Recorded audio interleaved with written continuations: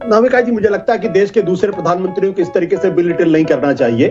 आप मुझसे पूछ रही कौन प्रधानमंत्री ने ऐसा काम किया, क्या दूसरे प्रधानमंत्री, इसका मतलब उनको जिम्मेदारी नहीं थी क्या वो अपने काम जिम्मेदारी के साथ नहीं, अगर जिम्मेदारी के साथ नहीं काम करते तो उनको प्रधानमंत्री बनने का हक नहीं है?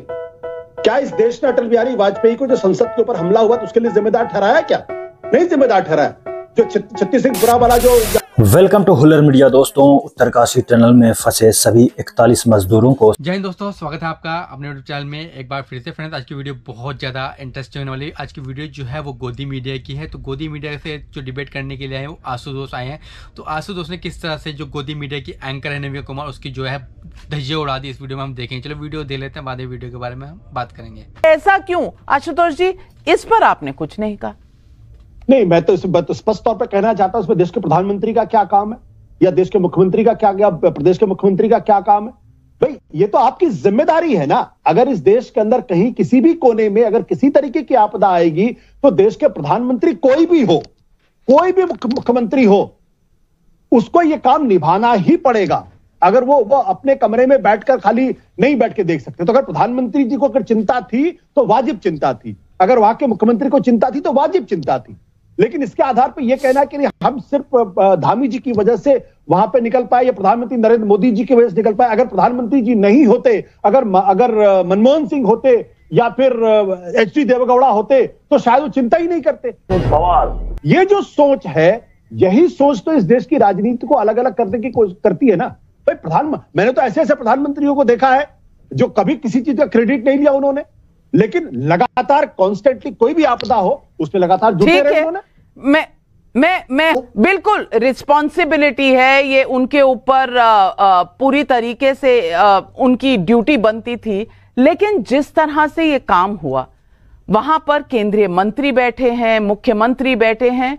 वाकई अगर आपको कोई इस तरह का वाकया याद हो कि हादसे में इस तरह से काम हुआ है तो याद करा दीजिए, हम भी अपनी याददाश्त दुरुस्त कर लें। अभी बदत है भाई, अभी बदत है। नामिका जी, मुझे लगता है कि देश के दूसरे प्रधानमंत्रियों को इस तरीके से बिलिटिल नहीं करना चाहिए। आप मुझसे पूछ रही कौन प्रधानमंत्री ने ऐसा काम किया, क्या दूसरे प्रधानमंत्री, इसका मतलब उनको जिम्मेदारी नहीं थी? क्या वो अपने काम जिम्मेदारी के साथ नहीं, अगर जिम्मेदारी के साथ नहीं काम करते तो उनको प्रधानमंत्री बनने का हक नहीं है? क्या इस देश ने अटल बिहारी वाजपेयी को जो संसद के ऊपर हमला हुआ तो उसके लिए जिम्मेदार ठहराया? क्या नहीं जिम्मेदार ठहराया? जो छत्तीसगढ़ वाला जो जब मैसेकर हुआ था, क्या उसके अटल बिहारी वाजपेयी जिम्मेदार ठहराया? नहीं जिम्मेदार ठहराया।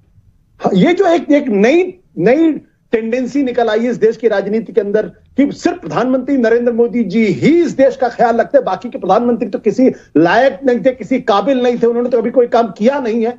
कृपया इस चीज को इस तरीके से कह के देश के बाकी प्रधानमंत्रियों का अपमान न किया जाए। मैं ये गुजारिश करूंगा आपसे भी और बाकी तमाम लोगों से भी। बिल्कुल कोई नहीं कर रहा। और 2008 में भी किसी ने नहीं 2008 में भी किसी ने डॉक्टर मनमोहन सिंह को इसके लिए रिस्पॉन्सिबल नहीं ठहराया था, तो ये भी आप मत भूलिए। लेकिन आप डिबेट को तो फिर से दूसरे डायरेक्शन में ले रहे हैं। मैं थूकता हूं तेरी सूरत पे। रिस्पॉन्स सिस्टम एक इस तरह की आपदा के लिए आप रिस्पॉन्स सिस्टम पर बात करिए। मैं प्रधानमंत्रियों पर बात नहीं कर रही।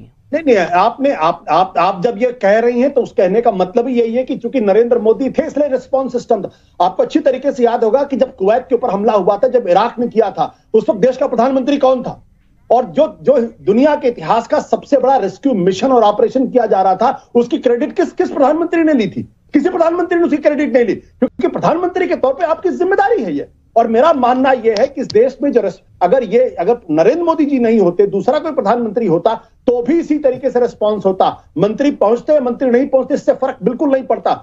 फर्क इस बात से पड़ता है कि आप अपना रिस्पांस किस तरीके से करते हैं। और मेरा मानना है कि भारत की जो बहुत अच्छा आर्ग्यूमेंट है आशुतोष जी, बहुत अच्छा आर्ग्यूमेंट है। लेकिन आपने एक शब्द भी नहीं किया, क्योंकि माहौल ऐसा बनाया गया था। 4 दिन से हर्षवर्धन त्रिपाठी जी, कह दीजिए अगर मैं गलत कह रही हूं, 4 दिन से यही कहा जा रहा था, अरे तेजस उड़ा रहे हैं उत्तरकाशी में, हमारे वर्कर वहां पर फंसे हुए हैं, इनको कोई फिक्र नहीं। कोई कह रहा था कि ये अपने इलेक्शन में कैंपेनिंग कर रहे हैं, उत्तरकाशी नहीं आएंगे, इनको उत्तरकाशी जाना चाहिए था। तब किसी ने ये नहीं कहा कि वो आए या ना आए, इससे कोई फर्क नहीं पड़ता। आशुतोष जी गौर फरमाइएगा, किसी ने नहीं कहा था। बार बार यही कहा जा रहा था पनौती है, नहीं जा रहे, और कैमरा लगा दो तो आ जाएंगे, और तमाम तरह की चीजें। शायद आशुतोष जी के नजर में ये चीजें आई नहीं। वाह दीदी। नहीं दीदी वाह। देखिए नविका, मैं फिर से कह रहा हूं, जो लोग आज मुन्ना कुरैशी को हीरो बना रहे हैं और उसको मुसलमान होने की वजह से हीरो बना रहे हैं, वो हम सब का हीरो है। लेकिन वो मुन्ना कुरैशी या वसीम खान हो, जो लोग हैं वो घटिया हरकत कर रहे हैं। मैं फिर से कह रहा हूं, जो उस पर टिप्पणी कर रहा है, जिन्होंने उनकी पहचान की, वो कम्युनल हैं, ये फांसीवादी लोग हैं, जो इतने बड़े संवेदना वाले वक्त में किसी मुसलमान को, किसी हिंदू को, किसी जाति को, किसी धर्म को उसके आधार पर पहचान रहे हैं। उन लोगों ने प्रधानमंत्री से बात की तो क्या कहा हम एक परिवार की तरह थे। लेकिन ये जो घटिया लोग हैं, चाहे वो पत्रकार हो या नेता हो, और कल को जब कुछ होगा तो कहेंगे ना ना आप क्यों कुछ कह रहे, तब आतंकवादी क्यों मुसलमान खोज रहे। ये शर्मनाक हरकतें करना बंद करना चाहिए। मैं फिर से कह रहा हूं, बोल प्रधानमंत्री के ऊपर जो हमले हो रहे हैं, प्रधानमंत्री उसका जवाब दे लेंगे। भारतीय जनता पार्टी सक्षम पार्टी है, लेकिन देश को हिंदू मुसलमान में बांटना, और इस समय में इतने संवेदनशील वक्त में 17 दिन वो लोग एक दूसरे से कंधे से कंधा मिलाकर रहे, योग करते रहे। आपको याद होगा जब योग दिवस होता है 21 जून को, तो बहुत से लोग उसमें भी हिंदू मुसलमान लेके आ जाते हैं। शर्म आनी चाहिए ऐसे लोगों को। एक काम कर, 200 रुपए दे और 50 रुपए काट ओवर एक्टिंग के वजह। देखिए, मैं भी एक चीज के लिए मैं आज हर्षवर्धन जी को बहुत साधुवाद दूंगा और उनको धन्यवाद भी दूंगा कि जिन्होंने एक बात बहुत अच्छी कही। उन्होंने कहा इस देश के अंदर जो लोग हिंदू मुसलमान की पॉलिटिक्स करते हैं, घटिया राजनीति करते हैं, फांसीवादी राजनीति करते हैं, उनकी निंदा होनी चाहिए। मैं इस बात के लिए हर्षवर्धन जी के साथ हूं 100%। इस देश के अंदर जो लोग भी हिंदू मुसलमान की पॉलिटिक्स करते हैं वो घटिया राजनीति करते हैं और इस देश के साथ, देश की आत्मा के साथ खिलवाड़ करते हैं। ऐसे लोगों की निंदा होनी चाहिए, ऐसी राजनीतिक पार्टियों की भी निंदा होनी। बिहार में हुआ कि नहीं? बिहार में जब हॉलीडेज, जब छुट्टियां डिक्लेयर होती हैं और हिंदू छुट्टियां काटी जाती हैं, आप उनके बारे में भी कहेंगे? मैंने किसी पार्टी का नाम नहीं लिया, मैंने भारतीय जनता पार्टी का नाम नहीं लिया, मैंने नरेंद्र मोदी जी का नाम नहीं लिया, मैंने अमित शाह का नाम नहीं लिया, मैंने योगी आदित्यनाथ का नाम नहीं लिया, मैंने राहुल गांधी का नाम नहीं लिया, मैंने लालू यादव का नाम नहीं लिया, मैंने भी राज्य का नाम लिया, किसी पार्टी का नाम नहीं लिया, मैंने भी किसी राज्य का, मैंने सिर्फ मुद्दे का नाम लिया। नहीं, मैं हर्षवर्धन जी की इस बात से पूरी तरीके से सहमत हूं, उनको साधुवाद देता हूं कि इस देश के अंदर जो लोग हिंदू मुसलमान की राजनीति करते हैं, पोलराइजेशन की पॉलिटिक्स करते हैं, उन लोगों की निंदा होनी चाहिए और राजनीति में उनके लिए कोई जगह नहीं होनी चाहिए।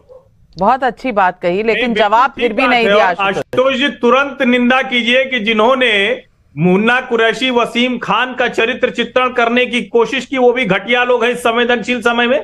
तुरंत करिए निंदा। 100% मैं निंदा करता हूं। मैं दाएं बाएं बात करता ही नहीं, ब्लैक एंड व्हाइट में निंदा करता हूं। जो भाई कैसी लगी?